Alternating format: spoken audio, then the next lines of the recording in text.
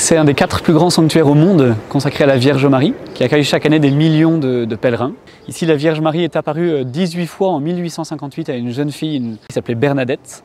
Voilà, et les gens sont venus en procession, en particulier pour venir prier dans cette grotte où la Vierge est apparue, et surtout où elle a fait jaillir une eau miraculeuse. Beaucoup de personnes ont été guéries physiquement, mais c'est surtout encore plus un lieu d'apaisement. Je suis témoin de toute cette joie des gens qui viennent ici, et ce qui me marque le plus, c'est la joie des personnes qui se sont blessées, qui sont malades, qui sont pauvres, et qui auraient tous les motifs de se plaindre, et qui ici se sentent aimés. Ici, il y a une joie qui déborde, un amour des plus pauvres, ils se sentent aimés, ils se sentent chez eux. Voilà, je dirais que c'est une expérience assez incroyable de venir ici à Lourdes, de vivre, de venir goûter et découvrir vraiment sur place cette espèce de joie qu'on ne trouve pas ailleurs. Et puis après, on a un grand ministère de confession, voilà, le sacrement de la réconciliation où les fidèles peuvent venir demander pardon, les chrétiens viennent demander pardon au Seigneur. Nous-mêmes, comme prêtres, on se confesse avant même de confesser. Et là, je suis témoin de grands miracles. Dans une confession, on ouvre son cœur au Seigneur, mais devant un prêtre, devant quelqu'un qui est là, mais c'est vraiment au Seigneur. Et on ouvre son cœur dans ce qu'il y a là où il est un peu moche, là où il est abîmé, là où il est blessé, là où il est sombre. Mais on n'en reste pas là. C'est-à-dire comme il y a le pardon de Dieu qui est donné, et il y a une grâce très forte qui est donnée, en fait, dans ce cœur abîmé, voilà qu'il y a une source qui coule. Et cette source, elle vient et elle purifie tout sur son passage. C'est le pardon du Christ qui nous est donné, ce sentiment d'être vraiment pardonné. Presque toutes les semaines, je vois des gens qui pleurent aux confessions de larmes de joie. De se dire, je ne pensais pas que je pourrais être pardonné de ce péché-là. Et ici, je me suis senti aimé dans ma petitesse, dans ma pauvreté. Alors parfois, c'est pour des malades, c'est des pauvretés physiques, mais aussi c'est des pauvretés morales. Je m'en veux de ne pas avoir pardonné à ma mère avant qu'elle ne meure. Je m'en veux, etc. Et là, ici, je sens que, ça y est, je me sens pardonné par elle, je me sens pardonné par le Seigneur, je me sens en paix. Il y a comme une eau vive qui est passée au milieu, au travers, dans le pardon que j'ai reçu. Alors c'est des miracles intérieurs fabuleux qu'il y a ici. Ouais. Ce souffle de vie, ce souffle d'amour, il n'est pas réservé à quelques privilégiés, mais à tous, sans exception. Une chose qui est très délicate et très belle dans les apparitions de Lourdes, c'est que Marie apparaît dans une grotte. Très souvent ailleurs, je pense à Fatima, elle apparaît dans une plaine magnifique. Souvent elle apparaît dans le ciel, à Pontmain par exemple, ou elle apparaît à la rue du Bac, dans une église. Bon.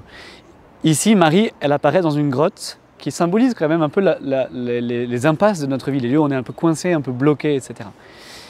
Mais elle n'apparaît pas au centre de la grotte, elle apparaît sur le côté, un peu à distance. Elle va révéler cette source qui était soit tarie, soit cachée, en tout cas au fond de la grotte. Et elle conduit Bernadette à la source.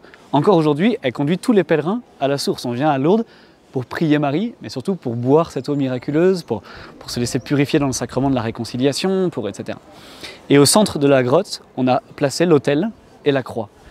C'est une façon de dire que quand on prie Marie, on ne prie pas une déesse, on ne prie pas quelqu'un, on n'adore pas Marie, mais on la prie comme une mère, comme une maman, on la prie comme une sœur aînée dans la foi, et elle fait le lien au Christ, elle nous conduit au Christ, vraiment.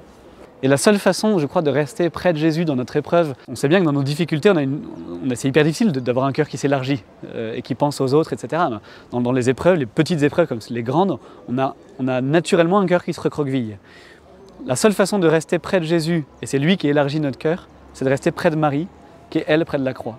Et donc on le voit dans l'Évangile, on le voit ici à Lourdes, personne n'adore Marie, mais par contre elle conduit à Jésus, elle conduit toujours au Christ.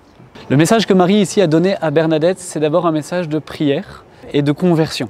Ce qui a le plus marqué Bernadette ici, quand elle a vu la Vierge Marie, c'est qu'elle a dit, elle l'a répété très souvent, elle me parlait comme si j'étais une personne. Et elle s'est sentie, Bernadette ici, extrêmement aimée de Dieu et aimée de la Vierge Marie. La première apparition, elle a d'abord été terrorisée par ce qui se passait en voyant cette jeune fille, cette jeune femme dans ce halo de lumière, dans la niche de la grotte. Mais quand la dame l'a regardée et lui a souri, son émotion a basculé du tout au tout, elle était terrorisée et tout d'un coup elle s'est sentie dans une immense paix, parce qu'elle se sentait aimée. Et ensuite seulement Marie a parlé de la pénitence et de la prière, de la conversion, etc. pour dire « reviens à l'amour de Dieu, reviens à ton cœur, reviens à l'essentiel de ce qui fait ta vie. Lâche ce qui est superficiel, lâche ce qui est de l'ordre de l'apparence. » Ici l'apparence compte pas, les malades sont parfois défigurés dans leur fauteuil, mais ils sont aimés de Dieu, ils sont aimés des autres qui sont autour. Et je dirais que le grand message, c'est un message d'espérance, vraiment. Dans la prière, découvre combien tu es aimé de Dieu. Dans la prière, découvre combien tu es aimé de la Vierge Marie. Dans le service et la charité ici qui est déployée, découvre combien tu es aimé aux yeux des autres quelle que soit ton histoire, quel que soit ton visage, quel que soit ton handicap, quelle que soit ta fragilité, quelles que soient tes tristesses intérieures, etc. Donc c'est un message de conversion vraiment. Détourne-toi de l'illusion du monde, détourne-toi de l'illusion de l'apparence, du succès, etc.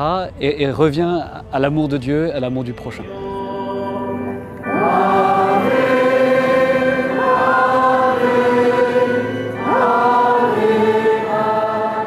J'ai souvent entendu que les innombrables boutiques de Lourdes et puis tout ce qu'on peut vendre comme objet de dévotion, de goût parfois un peu différent, ça pouvait choquer des personnes, un peu, on se souvient de l'évangile où Jésus chasse les marchands du temple. Ces boutiques-là ne sont pas dans le sanctuaire, elles sont à la porte du sanctuaire. Quand j'étais ordonné prêtre il y a 7 ans, quand je visitais des familles qui avaient un peu lâché la foi catholique ou qui avaient pris une grande distance, en tout cas avec la messe, avec la communauté chrétienne, il restait toujours une chose, c'était Notre-Dame de Lourdes. Très souvent dans les préparations d'obsèques, ça m'a beaucoup marqué ça. Et puis je me souviens très bien d'une famille que j'ai visitée, une des toutes premières familles que j'ai visitées pour préparer un baptême.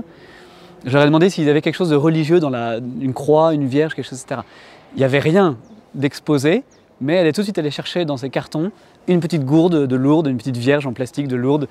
Grâce à cet imaginaire un peu de Lourdes, la Vierge Marie est présente dans le monde entier, dans les maisons et dans les coins les plus reculés, dans ceux qui ont lâché l'amitié avec le Christ et avec le Seigneur, mais ils gardent quelque chose avec la mère, quoi, avec maman, avec la mère du ciel, avec la Vierge Marie. Et donc c'est un bon support, c'est un bon moyen de consoler, d'évangéliser. J'ai un peu changé mon regard là-dessus. Je trouve ça plutôt une belle manière d'être missionnaire en fait, de répandre un peu partout ces petites figurines et ces chapelets, etc. Je sais qu'il y a beaucoup qui regardent par internet parfois le chapelet, la messe, etc. Et c'est une grande joie pour nous de savoir qu'on prie avec parfois des milliers, voire des millions de personnes à travers les réseaux sociaux. Et c'est assez impressionnant, même un peu vertigineux. Mais ça ne remplacera jamais le fait de venir à Lourdes. Venez-y, venez goûter cette joie, venez goûter cette espérance que nous donne la Vierge Marie. Ouais. Soyez nombreux à venir.